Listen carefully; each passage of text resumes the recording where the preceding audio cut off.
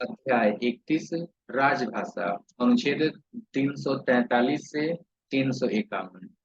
संविधान के भाग 17 के अनुच्छेद 343 के अनुसार संघ की राजभाषा हिंदी और लिपि देवनागरी है।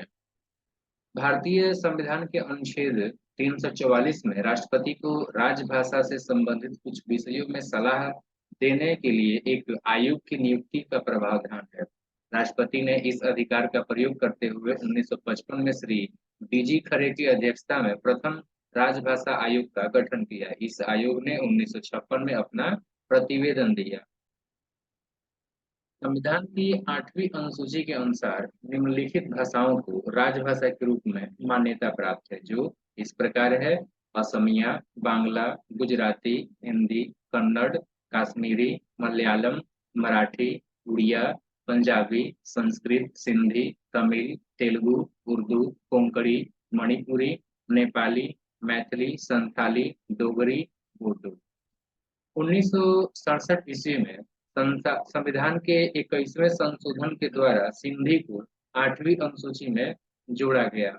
1992 में संविधान के 71वें संशोधन के द्वारा मणिपुरी, कोंकणी एवं नेपाली को 8वीं अनुसूची में जोड़ा गया। 92वां संविधान संशोधन अधिनियम 2003 ईस्वी के द्वारा संविधान की 8वीं अनुसूची में मैथिली, संथाली, डोगरी एवं बोडो भाषाओं को जोड़ा गया। राज्य की भाषा का बात करें तो संविधान के अनुच्छेद 345 के अधीन प्रत्येक राज्य के विधानमंडल को ये अधिकार दिया गया है कि वो विधि द्वारा राज्य के राजकीय प्रयोजनों में से सब या किसी के प्रयोग के लिए उस राज्य में प्रयुक्त होने वाली भाषाओं में से किसी एक या अनेक को या हिंदी को अंगीकार कर सकता है, परंतु जब तक राज्य का विधानमंडल विधि द्वारा अन्यथा उपबंध न करे तब तक राज्य के भीतर उन शासकीय प्रयोजनों के लिए अंग्रेजी भाषा का प्रयोग किया जाता रहेगा, जिनके लिए उसका इस संविधान के प्रारंभ से ठीक पहले प्रयोग किया जाता रहा था।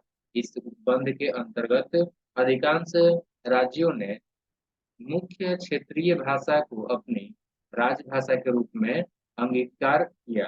जैसे आंध्र प्रदेश ने तेलुगु, केरल ने मलयालम, असम ने असमिया, पश्चिम बंगाल ने बंगाली, उड़ीसा ने उड़िया, गुजरात ने गुजराती के अतिरिक्त हिंदी, गोवा ने कोंकणी के अतिरिक्त मराठी, गुजराती और जम्मू कश्मीर ने उर्दू, मेघालय, अरुणाचल प्रदेश एवं नागालैंड ने अंग्रेजी, पुडुचेरी ने फ्रांसीसी, त्रिपुरा ने बोरोक और मिजोरम ने मिजो। ध्यान देने योग्य बात यह है कि राज्यों द्वारा भाषा का चुनाव संविधान की 8वीं अनुसूची में उल्लिखित भाषाओं तक ही सीमित नहीं है।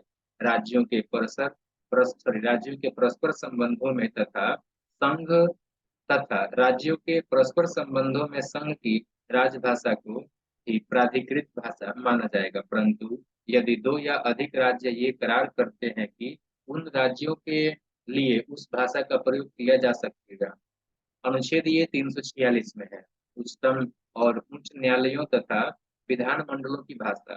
संविधान में प्रावधान किया गया है कि जब तक संसद द्वारा कानून बनाकर अन्यथा प्रावधान न किया जाए तब तक उच्चतम न्यायालय और उच्च न्यायालयों की भाषा अंग्रेजी होगी और संसद तथा राज्य विधानमंडल द्वारा पारित कानून अंग्रेजी में होंगे।